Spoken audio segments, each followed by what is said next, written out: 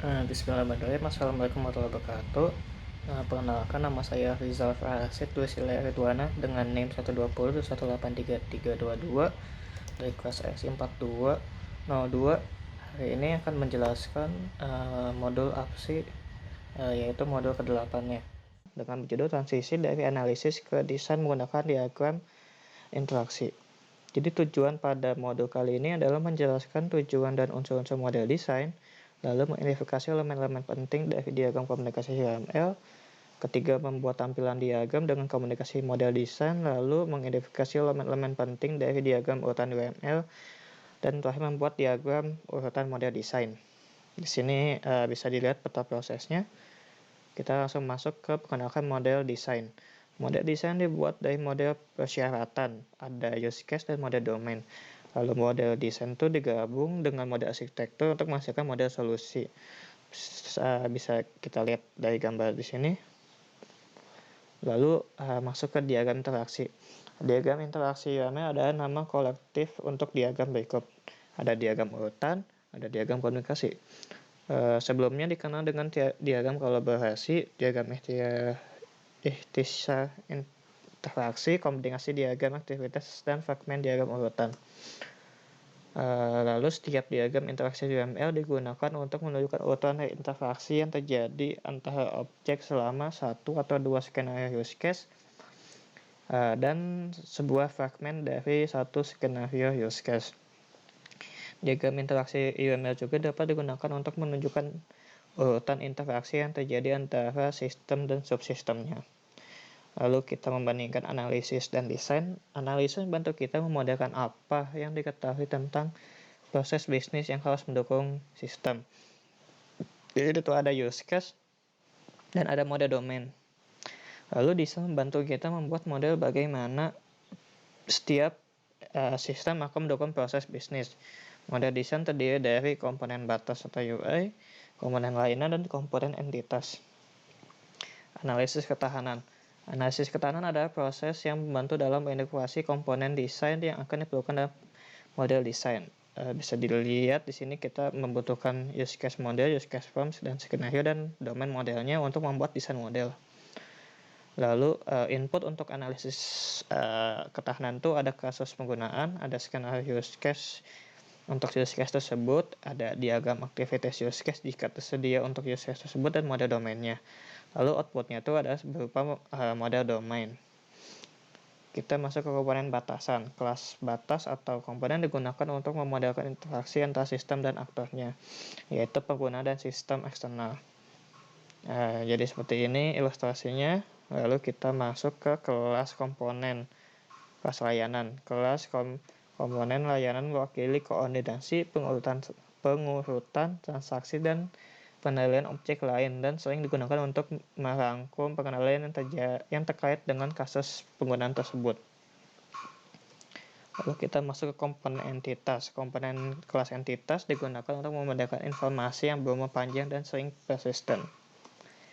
Lalu komponen layanan dan entitas. Komponen entitas akan sering memiliki komponen layanan yang sesuai.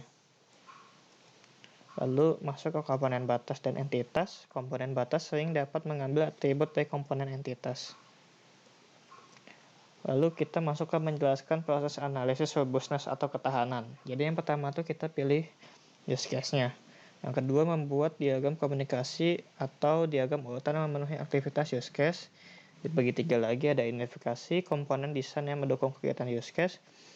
Yang kedua, gambarkan hubungan antara komponen-komponen. Yang ketiga, beri label pada asosiasi dengan pesan. Lalu yang ketiga, ubah diagram komunikasi menjadi diagram urutan atau sebaliknya untuk tampilan alternatif. Ini itu opsional.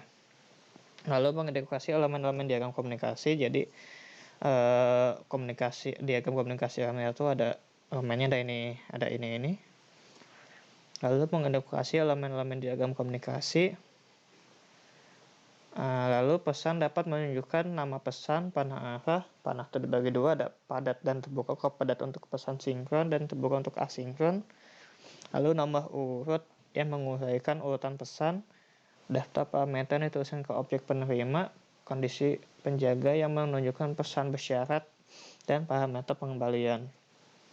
Lalu membuat diagram komunikasi. Yang pertama tuh kita tempatkan aktor pada diagram komunikasi, lalu yang kedua analisis formulir use case atau diagram kegiatan untuk use case.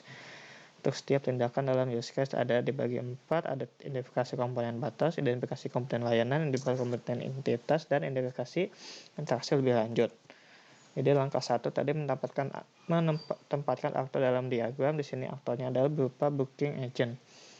Lalu komponen batasnya, berarti di sini ada kedatangan, tanggal keberangkatan, jenis kamar yang diminta.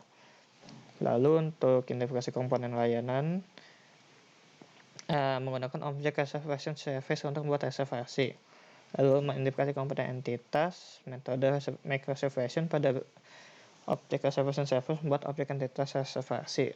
Lalu interaksi tambahannya, metode make reservation menggunakan metode find room untuk menemukan kamar dengan tipe yang diperlukan.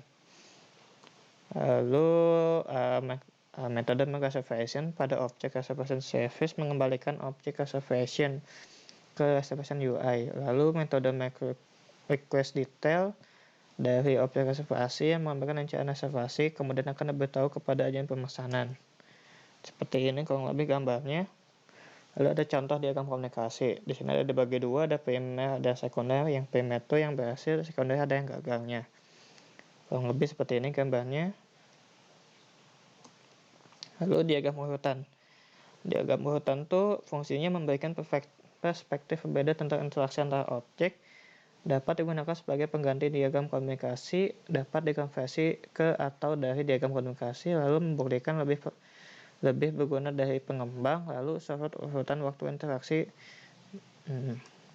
Lalu di sini ada identifikasi elemen dari urutan diagram. Lalu kita masuk ke fragmen. Diagram urutan mendukung notasi fragmen. Penggunaan fragmen meliputi menampilkan urutan, menampilkan jalur alternatif, mengizinkan 2 skenario atau lebih ditampilkan pada satu diagram, menampilkan referensi ke diagram sequence rinci lainnya, dan memungkinkan Anda untuk memecah diagram besar menjadi beberapa diagram yang lebih kecil. Seperti ini contohnya. Lalu contoh urutan diagram.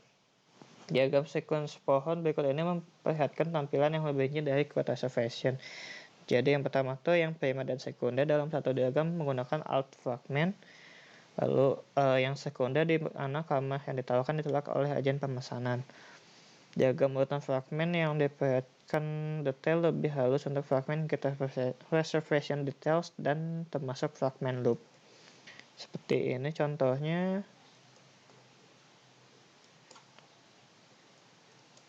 Dan kita masuk ke ringkasan.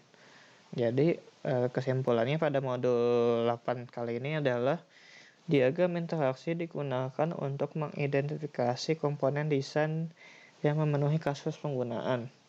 Interaksi objek dapat divisualisasikan dengan UML, yaitu ada diagram komunikasi dan diagram urutan. Ya, mungkin sekian dari saya. Mohon maaf jika ada salah kata. Wassalamualaikum warahmatullahi wabarakatuh.